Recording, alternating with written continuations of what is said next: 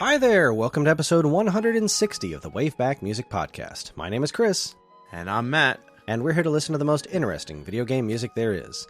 The Legend of Zelda has had an incredible impact on gaming, a few times even redefining entire genres. They did it with the original game on NES, they did it with 3D games with Ocarina of Time, they did it again with the launch of the Nintendo Switch. Don't wear armor in that thunderstorm, because today we listen to the music of The Legend of Zelda, Breath of the Wild. Well, hi there, Matt. Hi, Kris. That chuckle makes me think you have made the mistake of wearing armor in a thunderstorm in Breath of the Wild. Absolutely. It's funny to see, like, you start to glow, and I'm like, hey, what's this? Zap. Oh, right. It's a thunderstorm, and I'm covered in metal. Yep. Out in the middle of a field, nonetheless.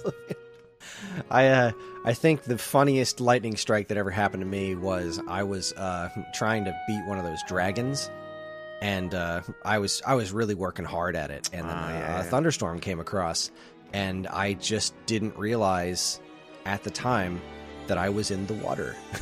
Oh, no. I was just waist deep in water to start going out swimming. Like, I gotta get to the other side. That's where I can climb up this hill, and I can get a better shot at it. Oh, I'm dead. Oh. Yeah, I've done something similar. To say that this game was a life-changing experience would be an understatement. But, you know, we'll get to all that in a little bit. Yep. Yeah, we've got much to cover, so let's get right down to business, Matt. Yes, sir. Hit us with some history. Certainly. The Legend of Zelda Breath of the Wild came out as a launch title for the Nintendo Switch in March 2017.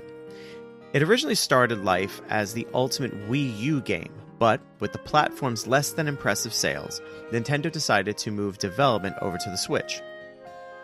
While elements of its Wii U origins are still evident in the game, like the Sheikah tablet accessory mimicking the Wii U gamepad, Breath of the Wild came to define the Switch early on, even though it also did eventually see a Wii U release as well. Designed to take the Zelda series back to its roots following slowly decreasing sales numbers over the years, Breath of the Wild is arguably the first truly open-world game in the franchise since the NES original. Nintendo's take on the popular genre proved to be a successful one too, with Breath of the Wild being one of the best-selling games in the Zelda series on any platform. Its cultural impact is still felt today, with players still regularly showing off new and unusual tricks they discovered using the game's unique physics engine. It successfully reignited the public's level of interest in new Zelda games, and its sequel, Tears of the Kingdom, is one of the most highly anticipated games of 2023. The Legend of Zelda Breath of the Wild has a rather unique soundtrack among Zelda games, with a lot more ambient sounds than the series has seen up to this point. The music was composed by Manaka Kadeoka, Yasukai Iwata, and Hajime Wakai. Manaka Kadeoka's previous works include the Legend of Zelda Spirit tracks and the original Wii Fit. Yasukai Iwata also worked on games like Mario Kart 8 and ARMS, and Hajime Wakai also worked on Star Fox Zero and Pikmin 3. So, Matt. Yes, sir. This was a listener request from Jamie Hill. Clearly, he has some personal experience with this game, as do a lot of people. What is your personal history with The Legend of Zelda of the Wild? Jeez. You're welcome. Anyway, my personal experience. I own it. So I managed to get it probably as cheap as, you know, Nintendo's gonna possibly allow it, and I thought, you know what, let me pull the trigger on it. A lot of people love this game, and I was like, I need something for this Switch. Because at the time, I think I only had Night Trap. Night Trap and Civilization 4. Wow. Yeah. Funny story, I don't want to get too off topic, but I bought Night Trap long before I had a Switch. Did that with Metal Gear on PlayStation 3. See? Anyway, so my first foray with the game, I was playing it handheld, and I really it did nothing for me. I hated the combat.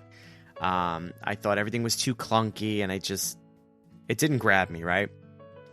So I'm at work, and there's a handful of employees that I work with that have Switches, and we're all talking about gaming and things like that, and my friend says to me, oh, you played this new Zelda. I said, yeah, I have it, but I hate it. He's like, what do you mean? And we have this long conversation. He's like, well, your first problem is you're playing it handheld. He's like, it really is meant to be played on a television with, whether it's the Pro controller or, something better than the Joy-Cons. And I was like, I don't know, man. He's like, no, try it. Sure enough, he was absolutely right.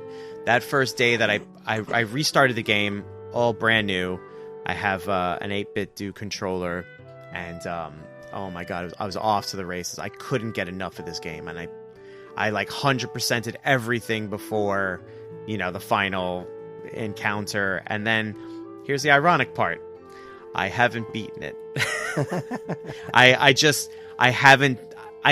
didn't want it to end. Right? Now, granted, I put all this work into it, right? And I want to see it through because it's a masterpiece as far as I'm concerned. But I don't want it to end. And I never truly pursued Ganon and the final stages. But yeah, I was supposed to loan it to a friend of mine because she wants to play it. And I keep saying like, oh yeah, I'll bring it in. And I always forget. And then I always think, you know what, just beat it and then give it to her. So I think that's what I'm going to have to do. Well, I definitely recommend finishing it. I also I 100%ed the game with the exception of the Korok seeds because there's too many of them. There's way too many of them. And at a certain point, you stop getting things from it. So I got as many as I needed to max out what you can get from the Korok seeds. And then I found all the shrines and did all the DLC. And then I was... Oh, I'm sorry to interrupt. The DLC is the only thing I don't have. I thought, let me beat the game and then get the DLC. No, do the DLC first. Yeah? Because it doesn't take place after the game. It adds to what you can bring into Hyrule Castle with you. Yeah, do the DLC first. You're at exactly the right point to do the DLC. All right. Okay, sounds good then. Yeah. Another treat myself moment. Go ahead, sorry.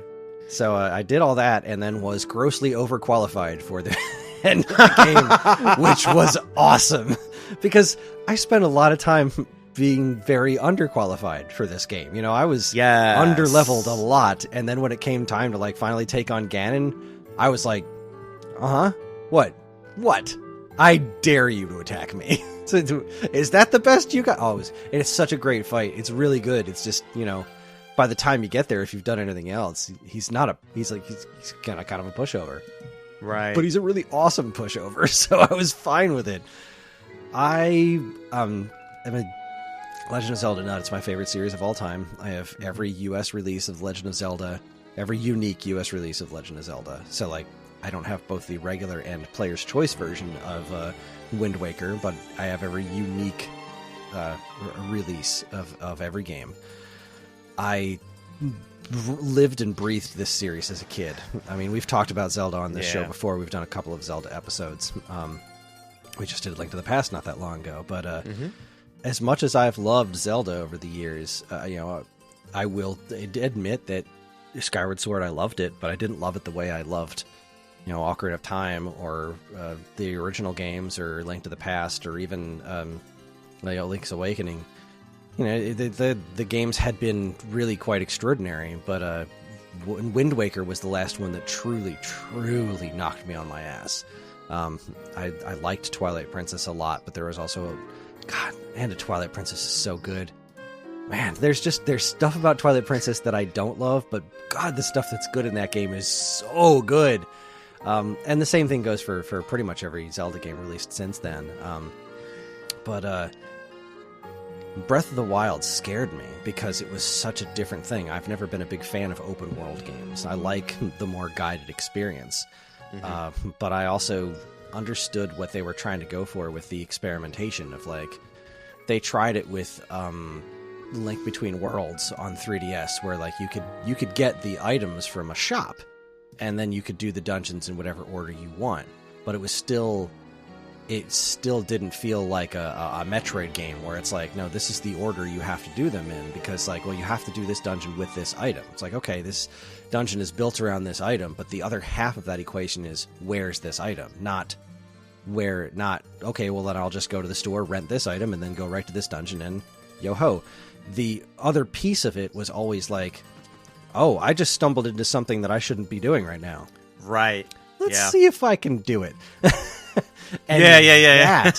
Oh, God, one of the most memorable nights was... so I bought it on day one. I got the Switch, pre-ordered the Switch, and Breath of the Wild, day one, brought it home with a Pro Controller, and was just immediately in love with the way it looked, the way it sounded, the way it felt, how easy it was to just walk up to a wall and climb it.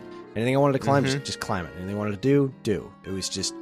It felt so freeing to play. It didn't feel limited by invisible walls and not being able to do things that you'd look at and say, I should be able to do that.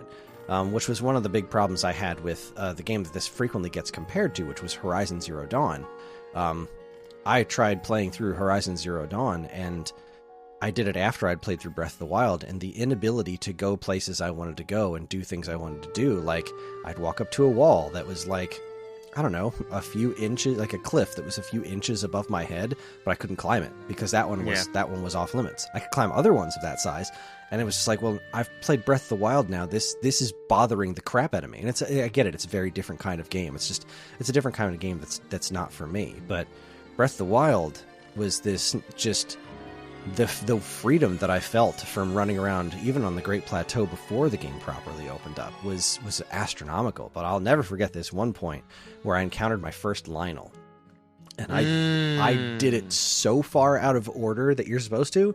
Like I believe you're first supposed to encounter one of those guys when you're trying to get the lightning arrows, and that guy is a much easier Lionel than the one that I found. I was farting around to see how far I could get into the mountains without dying. And I found this blue Lionel on top of a mountain that I later found out was one of the harder Lionels in the game. I spent, goodness, it must have been, because when we were, Karen was watching TV while I was doing turns on, playing it on handheld, and it must have been 2 to 3 hours of me just losing over and over again to this Lionel. But every single time, I was so underpowered. I had very few weapons, almost nothing to heal with, very little in the way of armor. I could barely survive the cold at this point. Yeah. But I kept trying, because every time I did it, I was like, it felt like playing Ninja Gaiden for Xbox, where it was like, no, I fucked up. Sorry, no, I messed up, because... this guy is incredibly overpowered, but I see where I went wrong. Nothing felt like, well, this is just insurmountable. It just felt like, I bet I can do this. If I get this right, I can do this. And I tried for hours, actual hours, no exaggeration. And when I finally did it, I finally beat that Lionel, I was like, oh, what a feeling. What a feeling that was. And God, that whole game was just filled with experiences like that. And then, of course, I finally get to the lightning arrow point where you're supposed to get the lightning arrows, and it's like, they're just sticking out of the walls over here. Yeah, you're like, wait, I don't have to do nothing. I just, oh, it's another Lionel. Oh no, this was really hard. And then I killed him in a few seconds because I'd worked so hard on that other one that was like 10 times harder. And then this guy was like, I felt like a pushover to me. I was like, well, okay, all right, that was fun. And from that point on, I didn't let anything scare me. Stone taluses, high noxes. If it came up and tried to kill me, I'd just be like, what happens if I try to beat up its toes, you know? I can kill all these things. I don't know how, and just come up with wacky, interesting ways of doing it and tracking down weapons, and obviously the weapon breaking was the thing. I didn't love it. I loved the idea of it. I didn't love how frequent it was.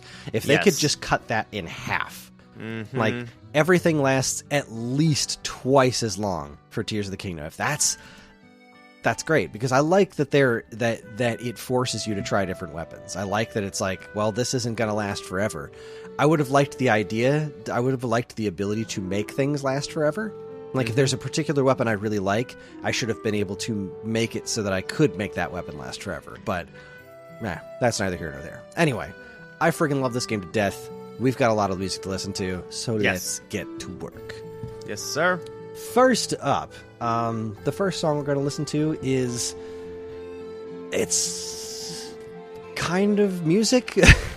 It's the field music, which is not like your traditional Zelda theme that plays over a field. It's a lot of very ambient piano sounds, like, you know, there's a cat walking on a piano and occasionally decides to move. But it's such an intrinsic part of this game's soundtrack, I couldn't not incorporate some of it into the episode, right? Because even though it is not super melodic music, it is a lot of ambiance. It's still so very... I haven't played this game in a long time because I've been purposely not touching it because Tears of the Kingdom is coming out. Like, I'd really like to play Breath of the Wild again, but no, don't burn yourself out. Just wait for Tears of the Kingdom. So when I started getting the music together for this episode and I heard this, it immediately just hit me with so much nostalgia for just something, 6 years ago? I guess 6 years is a long time. Goodness gracious me. All right, let's listen to it. Here is field music from the daytime from The Legend of Zelda Breath of the Wild. Enjoy.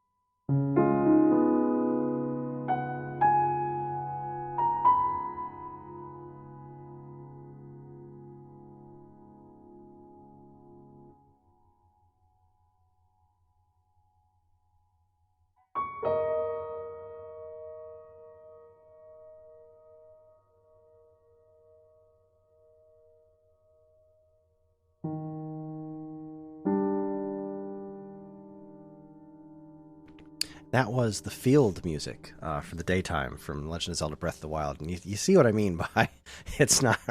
It's so funny. As soon as this started, both of us were just like, oh. Yeah. It's barely a song, but at the same time, it is so distinct. And there's like occasional... God, I remember the way this felt hearing this for the first time. Because those little like backwards sounds... This weird technological sounds, like early on in the game, you have no idea what's going on. You just woke up in this cave. You don't know what time period you're in. You don't know what's going on. And those like little extra bits just added to the mystery of what this game was still at that time. And I don't know what else to say. It's such a weird thing to be like, God, that was great music. And again, the whole time it's like, yeah, somebody threw a cat at a piano. Somebody get the cat off the piano and close the lid. But at the same time, it's so perfect. It's so meticulous. It's wonderful. You know, everything you said is absolutely what I feel too, right? It's like 8 or 10 notes, very sparsely played out over, the course of the piece of music. And I think you hit the nail on the head when you said you get those backwards notes. I think those are also piano note strikes just in reverse.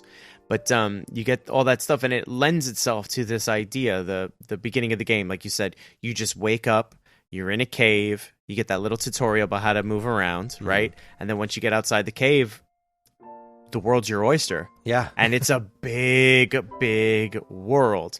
You were talking about the original, and it was also mentioned in the write-up up front, how open world that game kind of was too. And I feel as though this was, the original envisionment of that game. This is probably how it felt making that game back then, the original idea. But of course, the tech was lacking.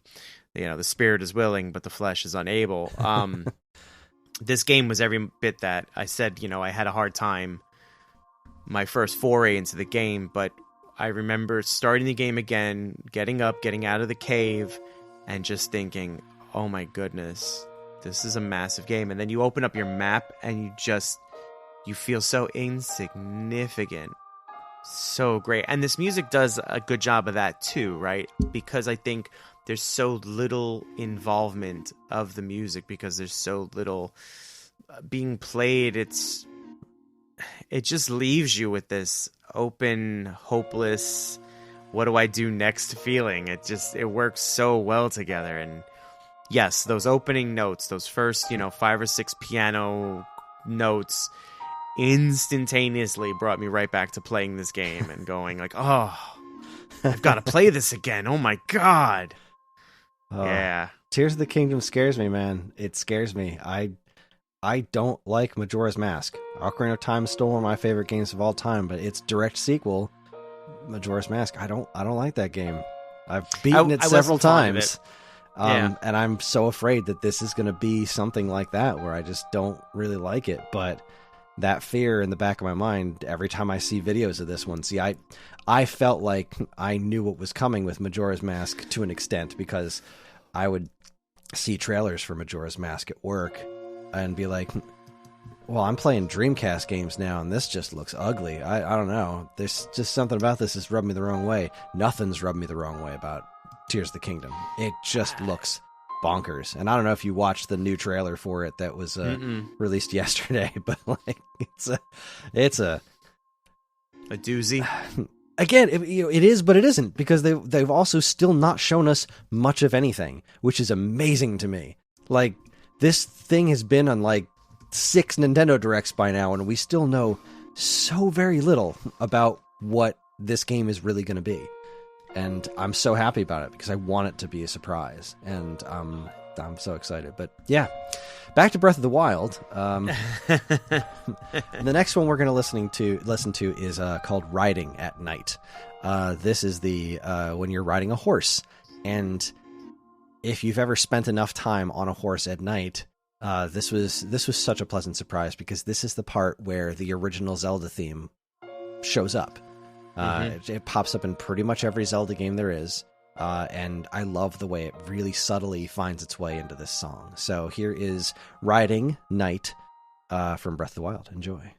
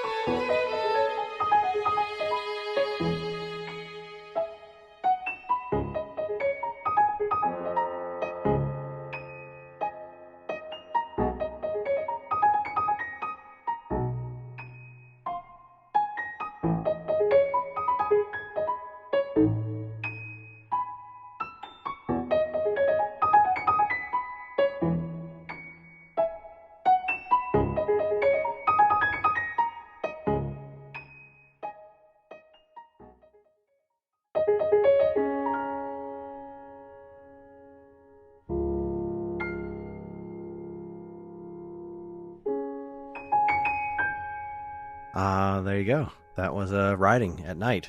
And let's see. So, like, I don't think I got far enough into this song the first couple of times I rode the horse at night to get to the Zelda part, like to that violin part, because you ride a horse for a little bit, you jump off and explore. Ride a horse for a little bit, and jump off and explore.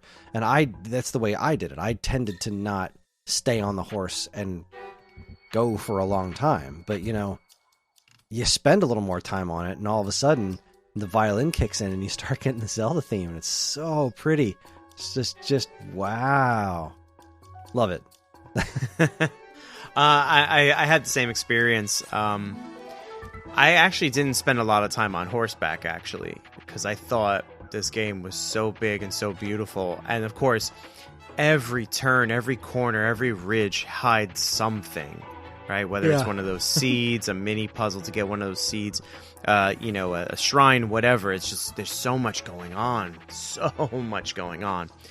So I didn't spend a ton of time on horseback.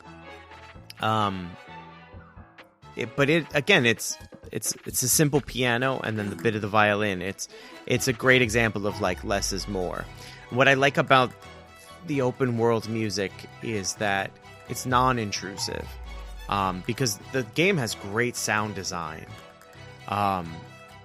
You can really, like, if you have a good system, you can really hear a lot of stuff going on, and I appreciate that the music isn't so heavy-handed. But yeah, just an example of like how the music can be there, settled in the back a bit, but still be very effective. This is one of those pieces. It's just gorgeous. Yeah, totally awesome song. And now it is time to get to stuff that's a little bit more melodic. Yep. This one here, speaking of horses, is the song of the Stables, which I loved very much the first time I got to it. It's a very pretty, calm acoustic guitar sound, which has been... there've been a couple of songs like this in the recent 3D Zeldas before Breath of the Wild as well. So when I got to it, it's like, this is really nice. And then I found Cass at one of these things, and he started playing along with this, and it all came together. It's like, oh, it's Lon Lon Ranch. This is amazing. So, yeah, this is a wonderful piece of music that has it's brilliant, it's beautiful, it's calm, and it has a great callback to Ocarina of Time. So here is Stables from Breath of the Wild. Enjoy.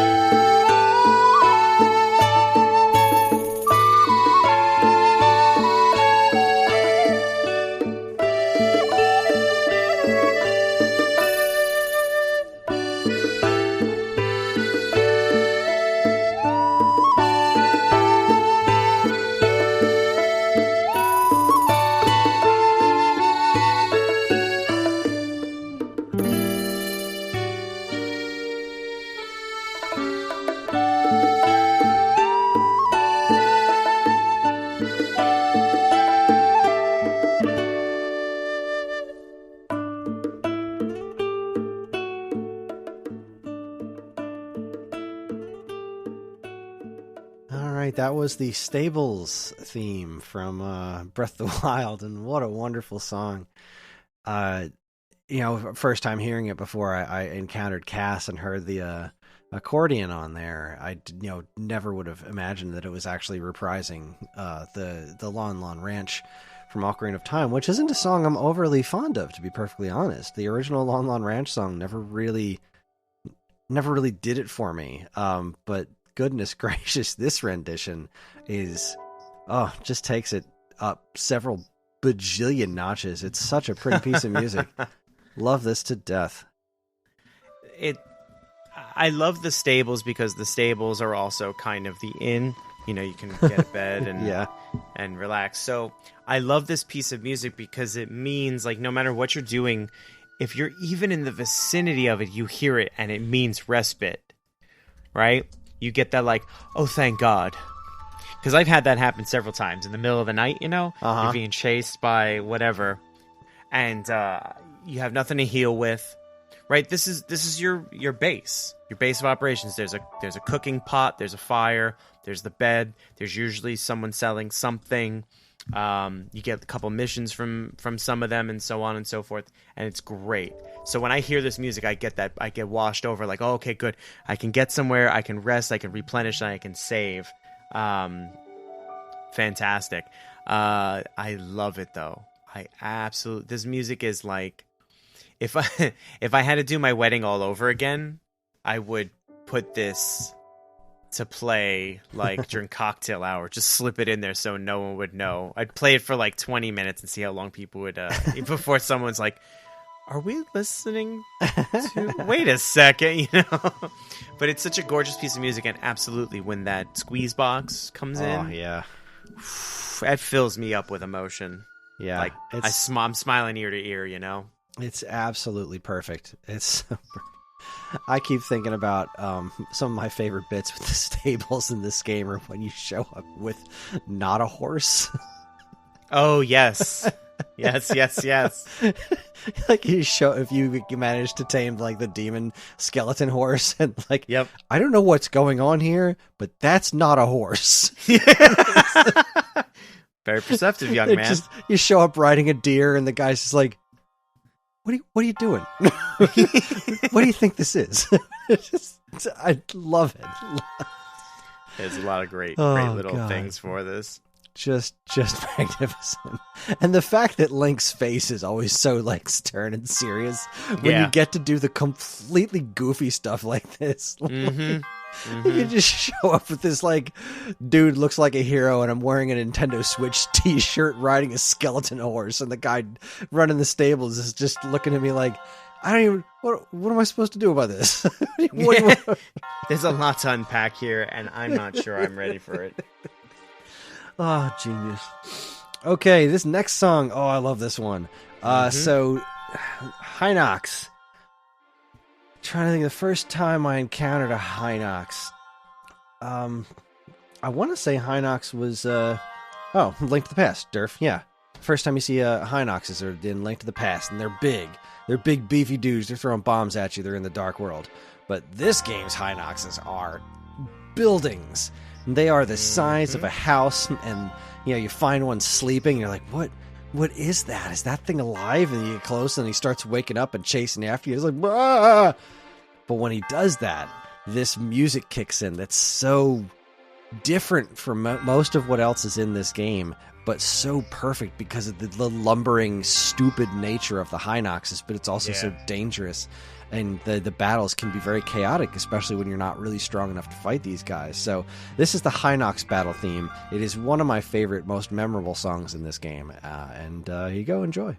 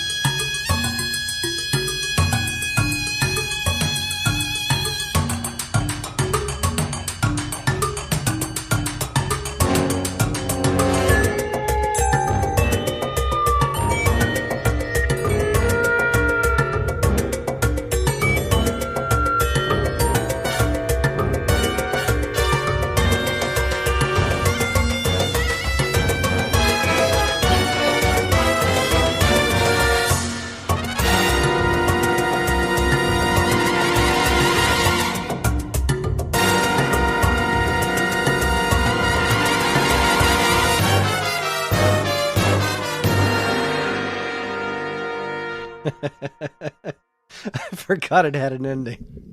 It's so good. Oh, that was Hinox's battle from Breath of the Wild. God, I love that song. Oh, it's so good. I don't know what that wind or reed instrument is called, but it's Middle Eastern in nature, and it's so poignant and perfect for this piece of music. Yeah, like, it's not bagpipes, but it's not that far off from that kind of sound. You know, it's so... Oh. Let's see. Yeah, just while we talk about it, I'm gonna look it up. The horns, it starts off with that really, like, good tribal rhythm going on with the hand percussion and everything, and then it just kind of... the really hollow sounding, I don't know what word I'm looking for. It just sounds freaking cool, and then it just goes all over the map of just like what exactly it is that it's doing, and it's bringing in those weird jazz elements with the horn section. It's such a bananas song, but it is so much fun. Absolutely love it. The instrument's called a sham. Sham. It's spelled SHAWM, but it's pronounced sham. Is that so? It's a double reed wind instrument of Middle Eastern origin, a precursor to the oboe. That makes a ton of sense. Love it. It's so perfect in this song, though. And you know, and I talked about how, like, if you're in the vicinity of something, the music kind of starts up. So if you're in the vicinity of a Hinox, as it's awake and ready to fight, the music starts up. And I remember the first time doing exactly what you said. You're like, what's that over there? So naturally you wander on over, right? And you're like, it sounds like it's sleeping, it's snoring. Maybe I can creep past it or something. Maybe there's something behind it. What are you doing? And it gets up and I'm like, oh God, no, I have a stick. I have a stick and maybe a mushroom. Like, I gotta go. No. I am no way prepared for this. I couldn't fight something a quarter your size. No. I was having trouble with just, like, the beginning monsters. I remember you made a joke about being scared. I was afraid for a lot of... You were afraid for different reasons. I was afraid of this game, honestly.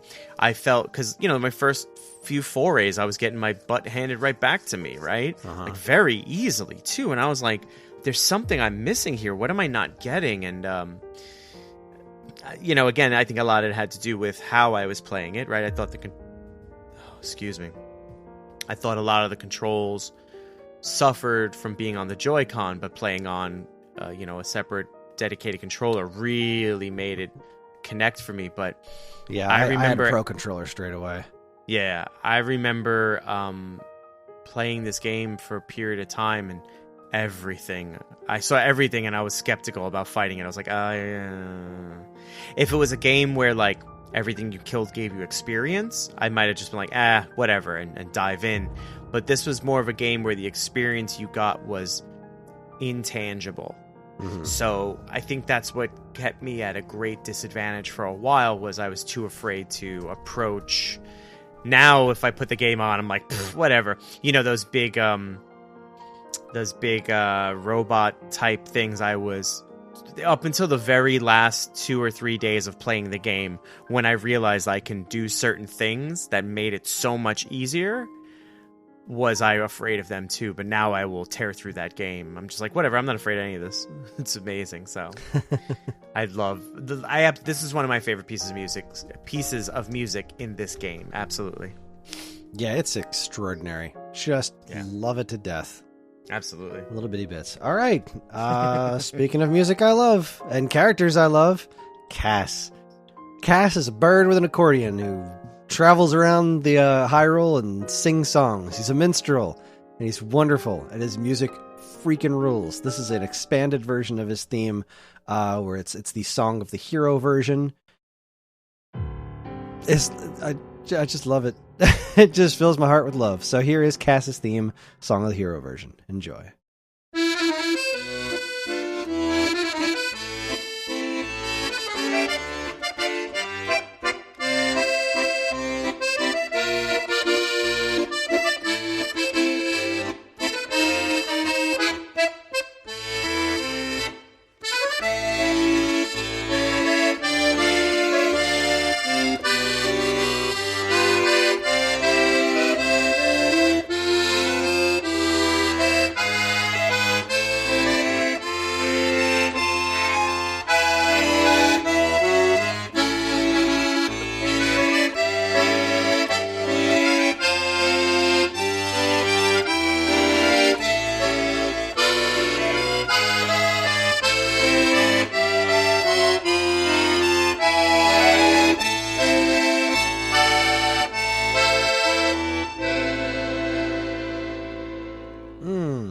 Cass's theme. Nothing quite like being in the middle of exploring and then hearing this song faintly in the background. You're like, Cass is nearby. I also remember not that long after this game came out, somebody figured out how to get multiple Casses on screen at one time. What? So if you run into Cass, he'll bounce back like a quarter of an inch, right? And you see him in all these different places, and it's the assumption is that he flew from place to place, and you're just running into him. But of course, that's not how the game actually works. Yeah. So if you figure out where Cass is, you can bump into him and spend hours upon hours bumping into him over and over and over again to slowly nudge him across the map, and you can make 2 Casses appear in one place at one time. That's the most ridiculous thing I've ever heard. I love that somebody figured that out, and that's what this game inspired so much, is this level of like, seeing if they can break it, and then breaking and being like, that just makes it cooler. Such a wonderful game. Oh, I love this tune. What a fun little thing, and so it always made me happy to hear it. It always made me happy when this song showed up. It was like, I get to talk to Cass. I like Cass. I'm happy about that. He has a very beautiful story too, like a very nice storyline arc, and what do you call it? Side quests for you. It's very nice, and there's something intrinsically fun for me, and a little romantic, I guess, maybe because of all the cartoons as kids, about the little squeeze box playing essentially what is a Parisian tune that makes me kind of slightly swoon a little bit. So maybe that's why I like Kaz as well. Maybe I have a minor crush on him. I don't know. Maybe it's something I'll explore with my therapist. But yeah. And again, to your point, where you're like wandering around, you start to hear the squeeze box, and you go, "Ooh, Kaz is nearby." It's got to be one of my favorite parts of this game, is that you get this big open world. Sure, you're following missions, they give you points of interest and stuff, but really it's at your discretion. So when you're wandering around, you get to encounter these great surprises, and then, you know, some of them are very deadly, and then some of them are great, wonderful little things like finding Cass or the stables or something. These very like moments of relief. What it's just a beautiful game. Yeah. Well, let's keep going to this song. I love this song. So this is a mini game Birdman research study. I don't know if this song tickles anybody else as much as it does me. It's just such a joyous little tune. And as soon as this episode was requested and it went on the list, I was like, I need this song. I don't even know what it's called, but when I think of this game, this is for some reason one of the first songs that pops into my mind, and I think is just delightful. And amusingly enough, Sam Griffin did a classical guitar cover of it, which is also really nice. But yeah, this song is so good. I love this song. So here is Minigame Birdman Research Study. Enjoy.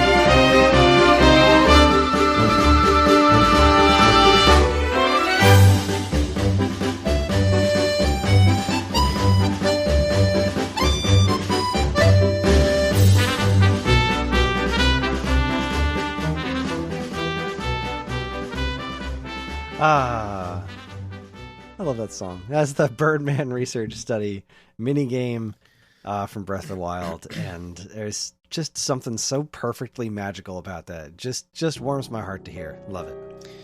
I can't place it. Why? Tell me where it is. I know it, but I can't place it. Is that when you go up and they start telling you about? Refresh my memory. I think I see it in my head. It's got something to do with you're supposed to. I want to say wind currents, but it's been so long since I've played the game. Now I can't picture exactly which mini game it's like. I remember the song, and I'm trying to remember what the minigame was. I feel like you had to like fly with your thing and hit different wind currents. All right, so I'm looking at a video. Yeah, it's you talk to this dude on top of a tower, and you jump into your glider, and then he says he wants you to get to this certain point, and what are you supposed to do? Yeah, you're just floating around on this glider trying to get to a specific point without touching the ground. Mm-hmm. And it's like all about researching how far you can go on a wind current. Goodness gracious me. Yes. Because there's so freaking much in this game, you know? It is. And I'm just, remember, I just played the base game. I never got the DLC. Yeah, okay. This song reminds me of a theme song to a show, and I can't place it now. Oh, Parks and Rec. It makes me think of the theme song from Parks and Rec in like the best possible way, because I love both. Goodness, it does have. Yeah, you're right. It's got that like little triumphant municipal marching and some of the same instruments. Mm-hmm. That's too funny. But it's such a beautiful little song. It's so it makes me like. Again, it goes back to that idea of like. There's a lot of elements of this game that are silly. And I think that might have been one of my initial deterrents from the game. I guess I wanted a more serious Legend of Zelda. I was like, look at this game. It's beautiful. It's open world. It's gorgeous. Why are there silly elements? Why is there like silly little... And then eventually I was just like, man, just shut up and enjoy the game. Because that's just it. It is both of those things. It is silly, Absolutely. But it is also like, goodness, there's story elements in this that hit me harder than most other Zelda games. Like, God, the scene where Zelda like is actually crying and Link holds her to calm her down. Like, you never see that in Zelda games prior to this, really. And it just felt so tactile. Zelda was such a likable character in this game. I really, really liked her. Yeah. I really felt bad for her, right? Her whole story arc and stuff. I felt super bad for her, but yeah, she was so into this technology, and then that technology is what winds up ruining the world. This game's amazing. I freaking love this game. Yeah, no, I might just go back and start again. I don't know. Well, I'm gonna get the DLC. That's what I'm gonna do. There you go. And then have a steep learning curve to remember how to play the game. All right, let's keep this moving. The next one we've got here is another memorable part of the game, leader of the Yiga clan, Master Koga battle. I enjoyed beating this guy so much because... Oh, yes. Yes. These guys, I love by the end of the game where it's just like they show up and they're no match for you, but they still try to attack you. Like, I've done all the DLC, I've got the Master Cycle, I've got the Master Sword all fully powered up, and like these dudes just show up like, I'm gonna kill you, and I'm like, right? No, okay, good luck. You're really with that. not. Yeah. But man, when you get into this layer, even when you're all powered up, some of these guys are really tough. Like the bigger ones with the wind swords that can just demolish your health in no time. But fighting this final boss, this complete joke of a person that's actually a very difficult boss somehow. Goodness gracious me. Yeah. Love it. Big fan. All right, let's listen to it. Yep. Leader of the Yiga clan. Enjoy.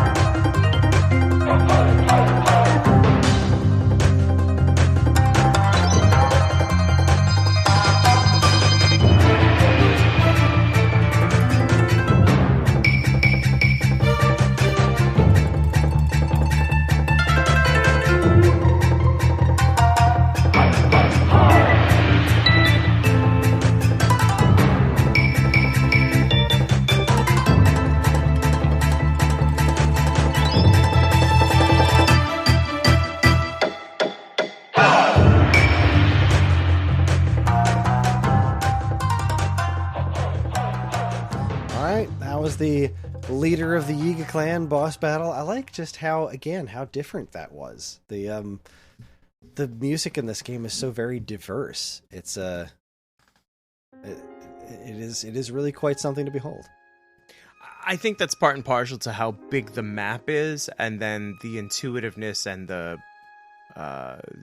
I don't know, the concept or the idea that the map is so big that it has its own regions and therefore has its own cultures and its own, fashion and weapons and culture and everything. So of course music's part of it too.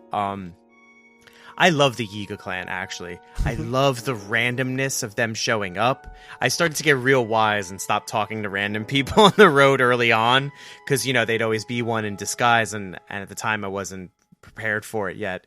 But now I talk to everybody. I'm like, I hope, because I love those little fights. They're a lot more challenging than hacking and slashing. It takes timing, it takes, some kind of stratagem. Mm-hmm. Fantastic. And yeah, this boss, he yaps a lot. He's one of those bosses that talks so much, and he talks so much ish too, right? Yeah, he so does. That you really want to knock him off his block, and so it's so satisfying when you defeat him. But it was a really fun boss battle. I found a lot of the boss fights in this game were a lot of fun, very challenging. Like I said, not just your ordinary hack and slash, like timing and everything, using everything you were given. And that's another thing too, to take a slight detour for a moment. One of the best things about the game was that there was, no two ways were the same to go about this game. Yes, there were a couple things that you had to do a certain way, right?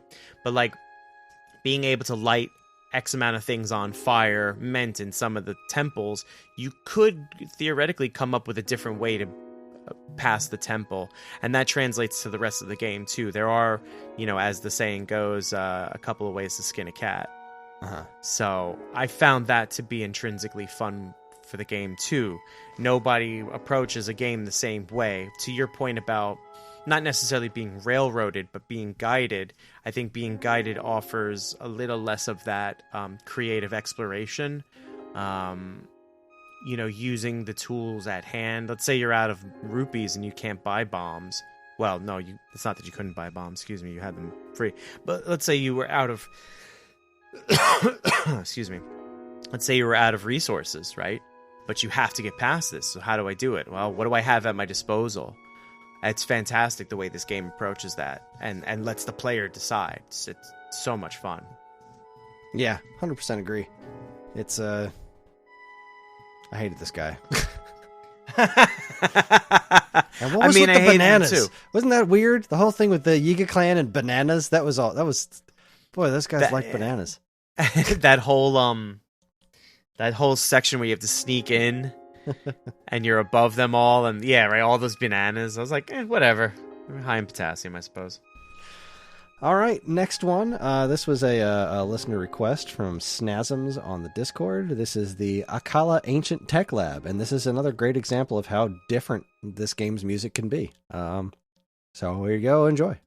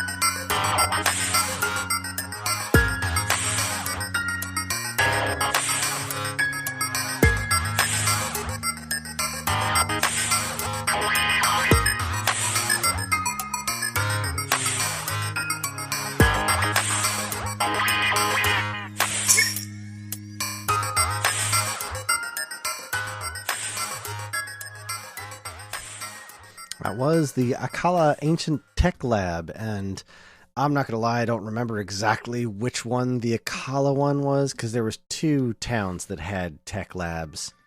Like I think Hateno Village had one too. Goodness gracious, it's been too long.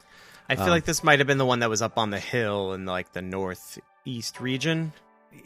Possibly. I honest to goodness don't remember, but I do remember this song, and it's certainly a neat song. Like it very much. Yeah, absolutely. Like very unique to the game. To your point, introing it, talking about a game that's got a very varied soundtrack. This is certainly one of those. This is to me one of those songs that, and please, Snazem, I'm not by any stretch of the imagination attempting to make fun of your choice. This fell into that category of like, but why is this game so silly? Like I felt like this song may have ended up somewhere in like Conker's Bad for a Day or like a Ratchet and Clank or something, just by the very nature of the games themselves. But ultimately, in the game itself, in The Legend of Zelda, it's not nearly as silly. Because I guess everything they're presenting, right? You're presented with these beings who are working on this old Sika tech and stuff, and they're looking to help you with the Guardian armor and all kinds of stuff. And it I guess as the total package, what I always talk about, I guess it really comes together really well to a point where for a moment I was like, this is, but ultimately at the end of the day, this is fine. I don't find this problematic at all, which is weird that I use the word problematic. I don't know why, but whatever. Yeah, I mean, it definitely does, when listening to it in the broader spectrum of just the soundtrack, it does seem to stick out like a sore thumb, but boy, does it fit. Yep. Does it fit where it belongs? Very, very nice song. All right, we got 2 left, and they are beefy ones. All right, yeah, so buddy. Strap in. These are long songs, but I could not incorporate them. This next one is one of my favorite things in this entire game, which is the theme to Terrytown. Terrytown is this town that you can build throughout the course of the game by finding different people from different regions to then come together and make this just outstandingly diverse and interesting town where you can like rebuy your Hylian shield if it breaks or something like that. There's so much interesting stuff going on in this place, and it's from this one dude who wants to marry a woman from Gerudo Village, and they seem like an odd fit, and that the music reflects that so well, in that it's part of it is like there's trombone that represents the guy, and then there's this like extremely elegant, pretty music that represents the woman, and the two of them just work together in brilliant harmony, even though they seem terribly mismatched. This is a gorgeous, gorgeous song. It's almost 10 minutes long, so enjoy. I don't know. I love listening to this track. So if the song changes, it goes through all these different phases depending on how built you've made the town. So this is the reason it's so long, is that this is all the different versions strung together into one cohesive piece. Anyway, here's Terrytown from Breath of the Wild. Enjoy.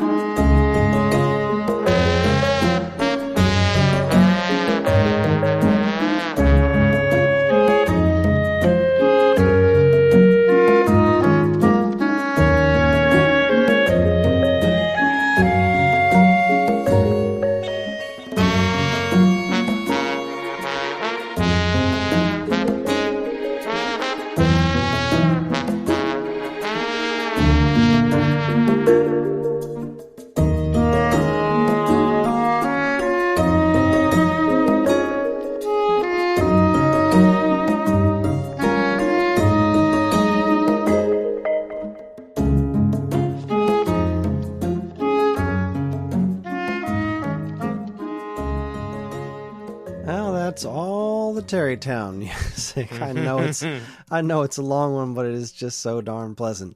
I love how it brings in all the elements from the different towns, because you get people from the different towns to come join Tarrytown, so it keeps incorporating little bitty bits from all the different town themes in the game.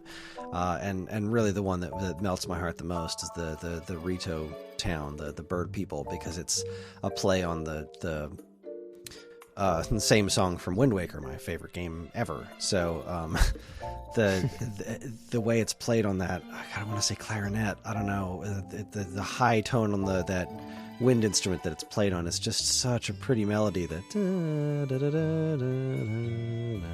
oh my goodness, just this whole song just melts my heart. And like the big trombone is so messy, and it's like it could so easily have just ruined everything that this song has going for it, but because it's attached to such a sweet story of this like goober who falls in love with this gorgeous woman from Gerudo village, and then she falls right for him back, it just the whole thing warms my heart. I love this song to death.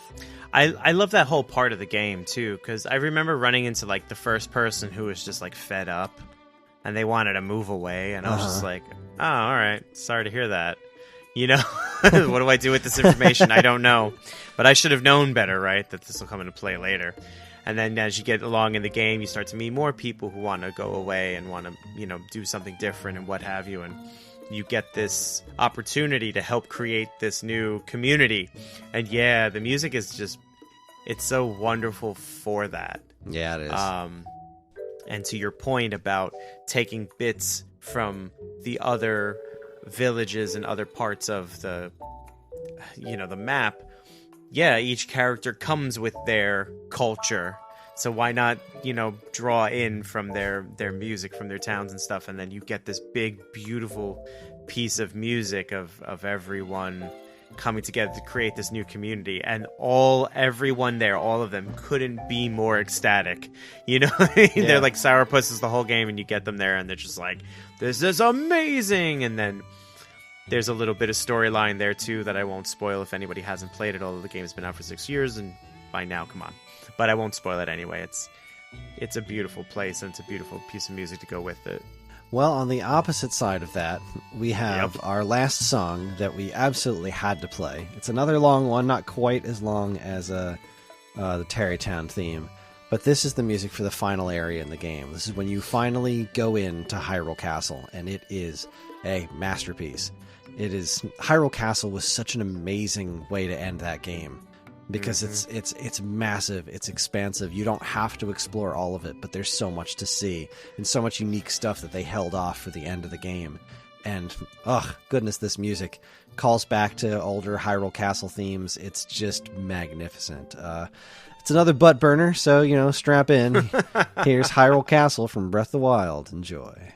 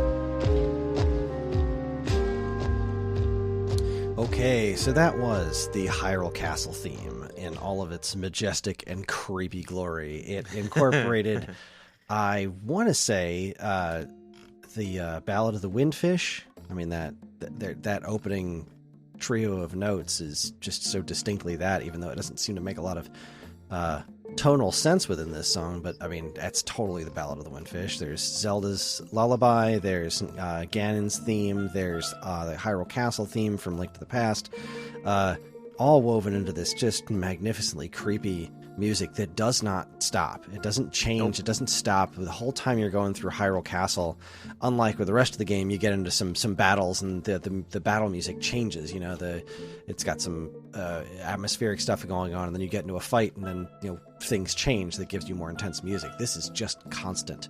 It is constant dread and dreariness, and like the whole place is in ruins. It's magnificent, and I love this song to little bitty bits of how much it connects to what's going on around you, to how many pieces of Zelda lore it calls back to. It's magnificent. It's a great way to top off this game.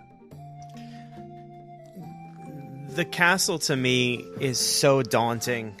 I said that playing this game early on, I was afraid of everything, and even as I got further and more confident in my prowess, I kept looking at the castle from afar and thinking, I have to go there at some point. I can't keep putting it off or what have you. And even, to some extent, there's a hidden shrine in there that I went and I found, and I remember thinking, like, I'm sneaking in, I hope nobody sees me, like, oh my god. And then, at some point you venture up to the towers, because you have to collect the 12 photographs and things like that. But even still, it scared the heck out of me, and I loved it. I loved that I was genuinely afraid of an area or an aspect of this game, because I've been playing games since I was single digits. I'm not afraid of a video game, whatever. It'll be hard. Oh no, it'll be hard. Oh darn, what happened? I die and I start again. But there was something that grabbed a hold of me once Breath of the Wild did grab a hold of me, that made me feel for the game. And so playing these parts really made me feel, I don't want to die. Like I want to do the thing and win and fight and save the day and blah blah blah. And the proper amount of dread was instilled in me with the castle, and the music is absolutely a part of that.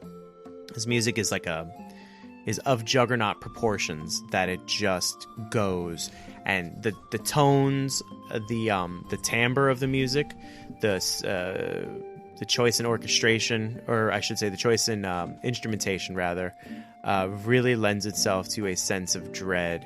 There's a section in there where it's just marching, right? Mm-hmm. So I imagine some people could be exploring the castle and hear that marching, and I pointed out how sometimes sounds will drift in and drift out depending on where you are, and I imagine that if I caught that, I might think, is something marching on me? Like, am I about to get jumped by like a squadron of something or others? Like, it's just fantastic, because the castle itself in the storyline is home to so much stuff, and I don't mean like personalities, but of course that's part of it.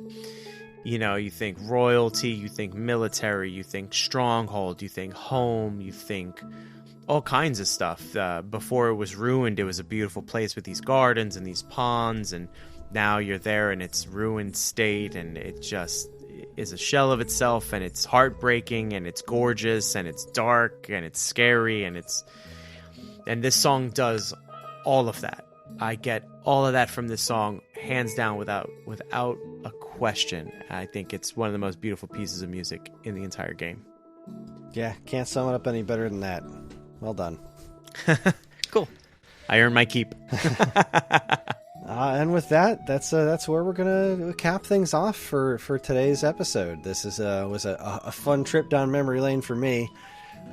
Oh boy, I just love Breath of the Wild, and I can't wait for Tears of the Kingdom. And I hope this sparked fun memories for everybody who has played it, and entices anybody to try this game out who hasn't yet. So Thanks for the listener request, Jamie Hill, but that is going to be our show. Join us next time when we're going to be covering a game that is sadly not available for sale anywhere anymore.